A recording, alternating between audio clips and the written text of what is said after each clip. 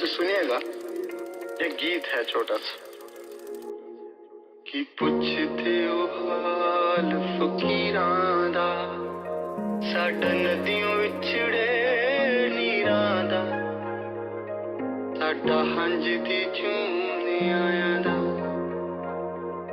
साडा दिल जलिया दिलगीरां दा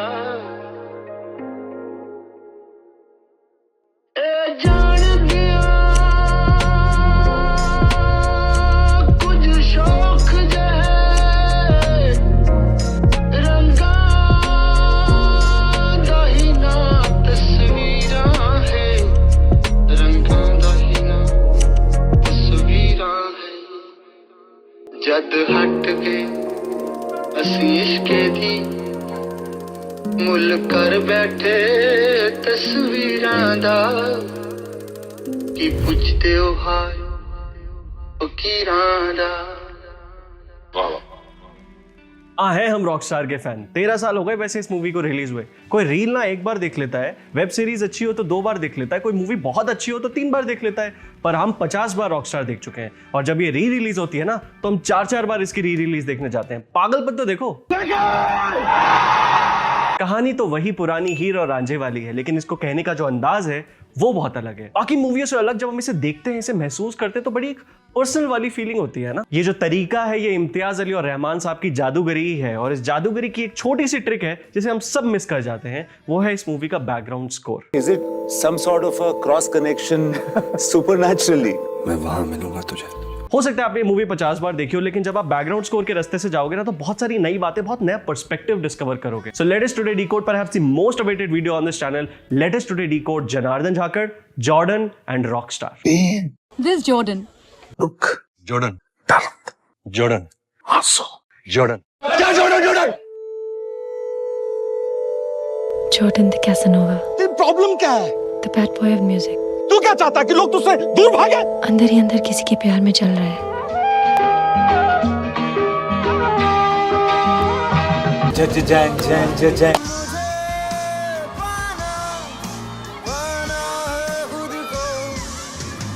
रॉकस्टार कहानी है 2 पंछियों की, 2 शहर के पंछी जो अपने अपने पिंजरों में रहते हैं और दोनों अलग अलग ढंग से आजाद होना चाहते हैं। आइए सबसे पहले मिलते हैं उस पंछी से जिसका पिंजरा है तो सोने का लेकिन बड़ा मजबूत है। आइए मिलते हैं हीर कॉल से।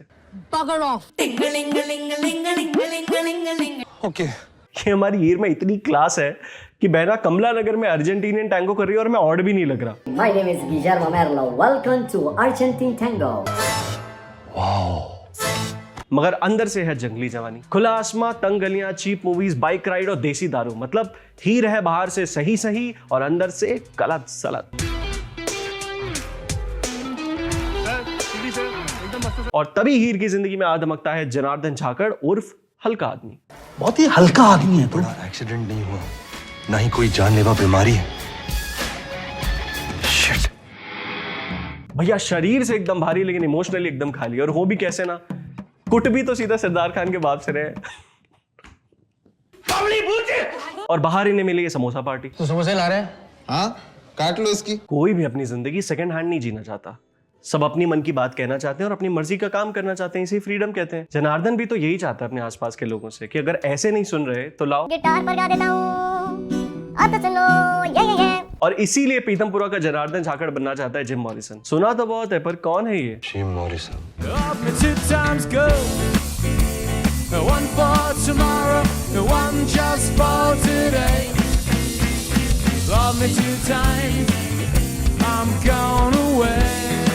क्यों मनना है जेजे को जेएम? क्योंकि वो म्यूजिकल लेजेंड है? नहीं, क्योंकि उसके पास पूरी आजादी है। वो स्टेज पर कुछ भी कह देता है, लाइफ में भी अपने मन की चलाता है, ऑडियंस को, सिस्टम को मिडिल फिंगर दिखाता है और कुछ नहीं होता उसका। मतलब एक लेवल है उसका। और अपना अपना कोई लेवल ही नहीं है। तो खटाना भाई ने यही तो कहा होगा, अबे इमोशनली बर्फ की सिल्ली, तेरा दिल टूटेगा तभी तो तू पिघलेगा। हल्का आदमी अगर कुछ फील करेगा तभी तो वजनदार कलाकार बनेगा। हाँ, ऐसे ही कुछ कहा था उन्होंने, बस थोड़ा एग्जैजरेट करके। दुख, दर्द, आंसू। वेस्टर्न लिटरेचर में कहानी चलती है the deal with the devil. इसमें एक एकदम खराब भद्दा म्यूजिशियन होता है जिसको कोई नहीं सुनना चाहता, फिर रात को 3:30 बजे कहीं क्रॉस रोड्स पे जाता है, वहां पे डेविल के साथ इसकी एक डील होती है। सारे म्यूजिकल टैलेंट उसको मिल जाएंगे, सदी का सबसे महान म्यूजिशियन वो बन जाएगा, पर बदले में एंड में उसको अपनी आत्मा उस डेविल को देनी होगी। इससे पहले जनार्दन झाकड़ ने सिर्फ एक गाना बनाया था जिसमें वो कहता है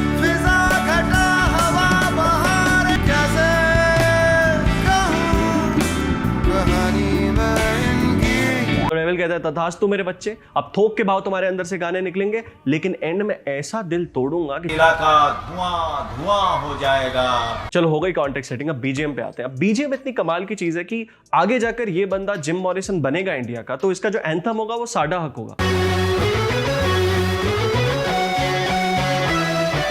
पर अभी वो पका नहीं है, अभी उसके अंदर संगीत नहीं है, अभी उसके अंदर बहुत सारा शोर है। तो जब उसकी कंफ्यूजन सिखाते हैं तो बीजीएम में साडा हक ही बजता है, लेकिन अभी क्लीन नहीं है, अभी बहुत सारी डिस्टॉर्शन है इसमें। तो क्या करूं मैं? क्या तरीका है? कभी रोटी को नहीं तरसा, दर की ठोकर नहीं खाई। बैकग्राउंड में ये डिस्टॉर्शन और बहुत बढ़ जाता है जब वो हीर को हरास करने जाता है रेगुलरली। एक तो हीर के साथ आउट ऑफ ट्यून है, आउट ऑफ सिंक है, और दूसरा इंटरनली भी आउट ऑफ ट्यून है। चांस नहीं देगी तो पता कैसे चलेगा? Listen you jerk. ओके चलो अभी बात करते हैं। हीर कन्फ्रंट करती है जेजे को, गिल्ट होता है, तो फिर वही हो गया कि एक बार फिर से एहसास को बर्बाद कर दिया अल्फाजों ने। तो जब भी हीर दिखती है यही जो भी मैं का गिटार रिफ बजता है। बहुत बार ये आता है दिमाग में कि इतनी हरासमेंट के बाद भी हीर ने जनार्दन को क्यों चुना? शायद इसलिए क्योंकि वो एक कश्मीरी पंडित लड़की है और दिल्ली का जाट लड़का जो कर सकता है वो इसके लिए आजादी ही है। देसी दारू मिलेगी, नारंगी या छांग। तो हीर ही है ना? तो अब रेगुलर बेसिस पर हीर जनार्दन के साथ बैठकर गलत से सही तक का सफर तय करती है। पहले ये दिल्ली में होता है, फिर ये कश्मीर में होता है, और इस सब के पीछे सेम बीजीएम बजता है, कतियां करूं।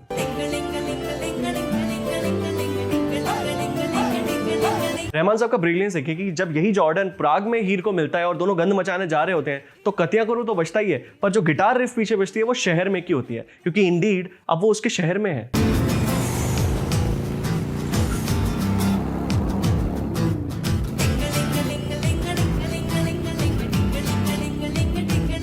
और जब कांगड़ा जा रहे होते तो यही कतिया करो हिमाचली फ्लूट पर बजता है। और वो जॉर्डन है ना, वो रॉक स्टार जो चार्टर्ड फ्लाइट से कॉन्सर्ट के लिए जाता है। और सवाल आ सकता है कि कतिया करूं क्यों? कतिया करूं का एसेंस तो सूफी भक्ति वाला ही है, वही तुम तक वाला कि मुझे तो तेरा नाम मिल गया, मैं तो नचदी फिरूं, टपदी फिरूं, हदें पार करूं इस दुनिया के लिए, मुझे कोई फर्क नहीं पड़ता। कतिया करूं का आर्क भी मूवी में बड़ा इंटरेस्टिंग है। वो इनिशियली तो हीर के बिहेवियर से अलाइन कर रहा होता है, हमें इंटरेस्ट नहीं होता कि वो ये क्यों कर रही है, पर एंड में वो अपने मुर्शिद, अपने बुलिया के लिए इसे गाती है, अपने जॉर्डन के लिए इसे गाती है, मरने से जस्ट पहले।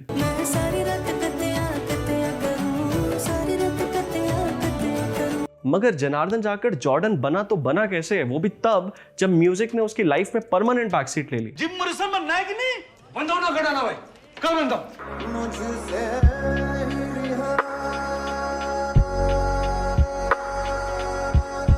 जेजे को जिम मॉरिसन का म्यूजिक नहीं, उसकी आजादी चाहिए थी, और वो आजादी उसे मिलती है हीर के इश्क में। एक तरह से तो वो खुद के एम्बिशंस, खुद के एस्पिरेशंस और खुद से ही आजाद हो गया। जहां वो पहले कहता था कि मुझे पाना है खुद को, अब कहता है मुझे कर दे खुद से ही रिहा। और अगर आप मुझसे पूछो तो रॉकस्टार में 3 मेन कैरेक्टर्स हैं, जॉर्डन, हीर और डेस्टिनी। यही बात रॉकस्टार को सबसे अलग बनाती है कि आप देख नहीं सकते इस कैरेक्टर को, पर इसका एक अपना म्यूजिक, अपना एक बीजीएम है, और समय समय पर ये आपको अपना एहसास कराती रहती है। ये कुछ और है जो तुझे और मुझे साथ ला रहा है। ये डेस्टिनी बार बार आती है मूवी में, जब जॉर्डन और हीर अपनी लॉजिकल जिंदगी जी रहे होते हैं, फिर सडनली एक ट्रिपी सा म्यूजिक बजता है और उनका कुछ क्रॉस कनेक्शन हो जाता है उस खुदा के साथ, और फिर ये एक अलग रास्ते ही निकल जाते हैं। The phone was always next to me while I was recording.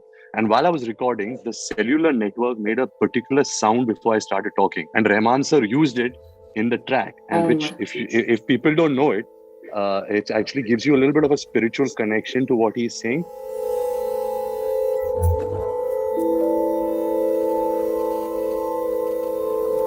जैसे ये सीन देखो, यहाँ पे जॉर्डन प्राग से वापस जा रहा होता है और सब कुछ सॉर्टेड होता है, लेकिन कुछ होता है उसके दिमाग में क्लिक और वो वापस हो जाता है। और भाई ऐसा वापस होता है कि सीधा जिम मॉरिसन बन जाता है, मतलब एकदम कहानी ही पलट जाती है। क्या हुआ?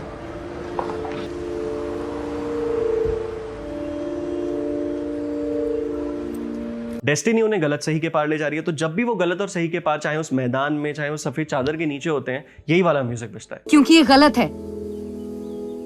गलत लग क्यों नहीं रहा फिर? ये कभी कभी ऑडियंस को सबकॉन्शियसली गाइड करता है, आपको लगता है बहुत नॉर्मल सी चीज हो रही है, लेकिन कहानी के लिए वो एक बहुत अहम मोमेंट होता है। This Jordan. जॉर्डन कमाल कॉम्बो है ना, short and cool at same time. पहली बार ये तब आता है जब हीर अपनी शादी से पहले ये गलत सही के पार वाले कुछ इमोशंस फील कर रही होती है। जॉर्डन, मुझे हक कर सकते हो? हाँ। हाँ? इस मूवी में हीर और जॉर्डन का जो इकलौता प्योरली रोमांटिक सॉन्ग है वो है तुम हो। तो जब भी ये गलत और सही के पार होते हैं तो वहां पे पैदा होता है इश्क, और उसे डिनोट करते हैं तुम हो से।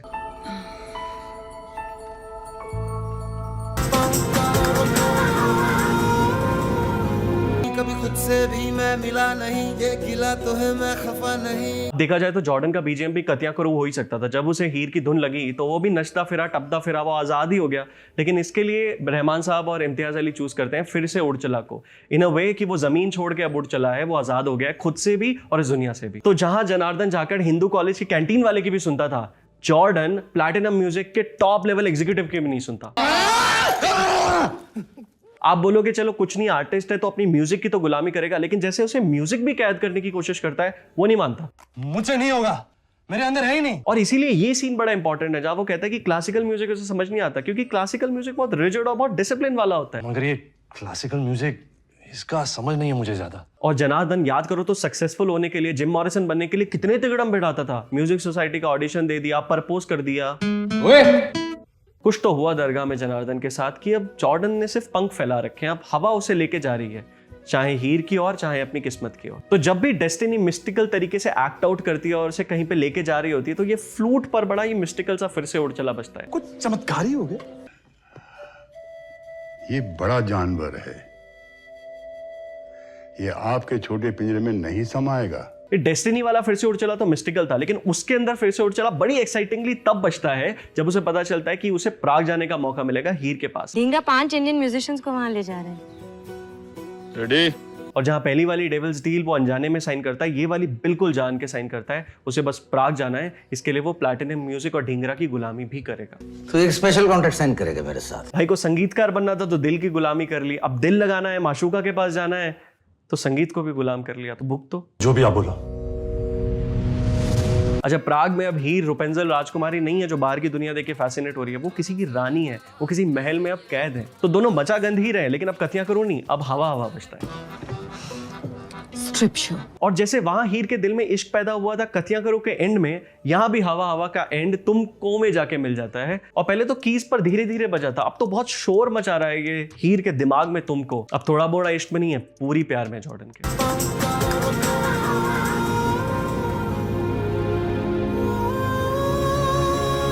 अब जब दोनों को पता चल गया कि उनके दिल में मोहब्बत है, तो दिल और दिमाग, दुनिया और ये सही गलत के पार के बीच में जो कॉन्फ्लिक्ट है, इसे और हो के बीजीएम से दिखाया है। पहली बार टूटे हुए दिल से संगीत निकल रहा है। इस पूरी मूवी में जॉर्डन को कभी भी कंपोज करते हुए नहीं दिखाया, यहाँ पहली बार दिखाते हैं। तो अंदर वाली जो फीलिंग है उसमें और हो बज रहा है इलेक्ट्रिक गिटार पर, जो जॉर्डन का मेन इंस्ट्रूमेंट है, लेकिन बाहर क्योंकि वो अकूस्टिक गिटार पे कंपोज कर रहा है तो ये अकूस्टिकली बज रहा है। कितना प्यारा है कि अंदर एक धुन चल रही है उसके, उसे वो आर्टिकुलेट करने की कोशिश कर रहा है म्यूजिकली।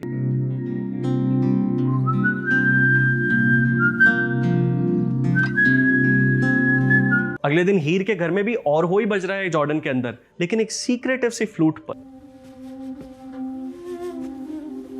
और ये सीन कितना मेटाफोरिकल, कितना प्यारा है कि बदहवास सी हीर उठती है, दौड़ के जाती है और एक ब्रिज आता है जो शायद गलत से सही यानी जॉर्डन से जय की तरफ जा रहा है, और वो बीच में खड़ी हो जाती है। उसे कोई अक्ल नहीं है, कोई होश नहीं है कि उसे इस पार जाना है उस पार जाना है। जॉर्डन उसकी तरफ भागते हुए जा रहा है, लेकिन उस तक पहुंच नहीं पा रहा है।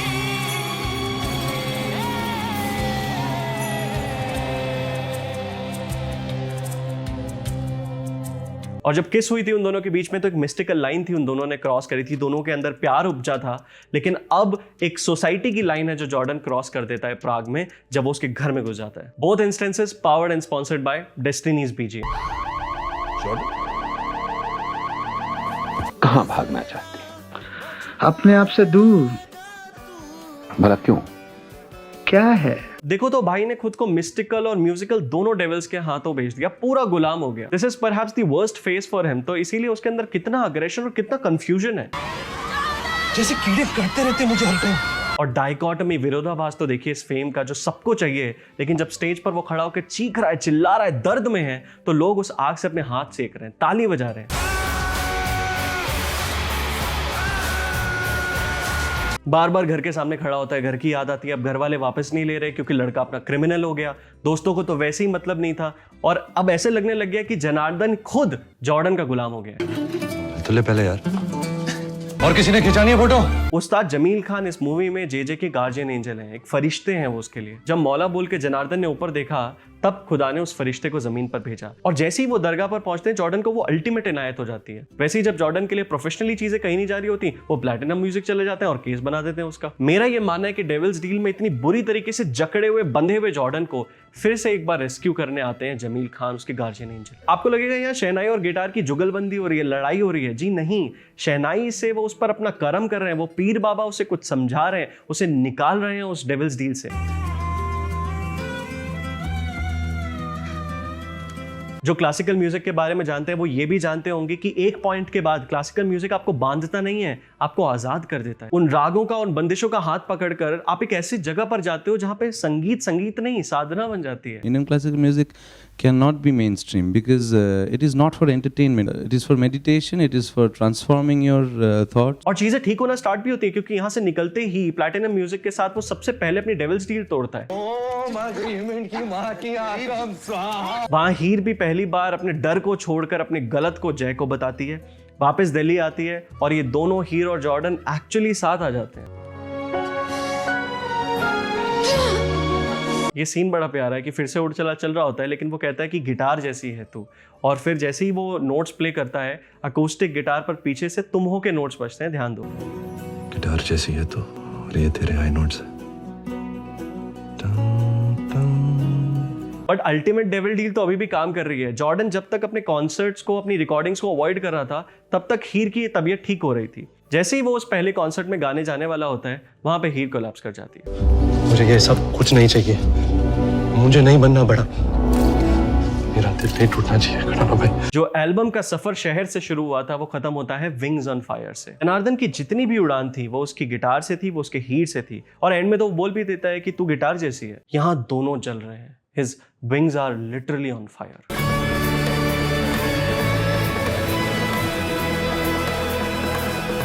और इसे जिम मॉरिसन बनना था। जिम मॉरिसन की डेड बॉडी एक्चुअली बाथटब में मिली थी जहां उन्हें कार्डियक अरेस्ट हो गया था।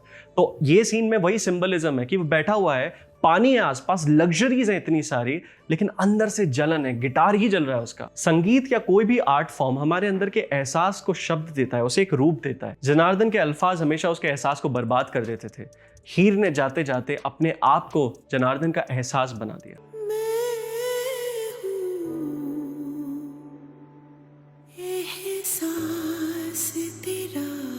तो जॉर्डन यही कहता है हीर को कि क्योंकि अब तो एहसास है मेरा, तो जितना महसूस करता हूं तुझको उतना ही पा लेता हूं। और किस तरह छीनेगी ये दुनिया तुझे मुझसे, क्योंकि तू तो मैं हूं ना, तू तो मेरा एहसास है ना।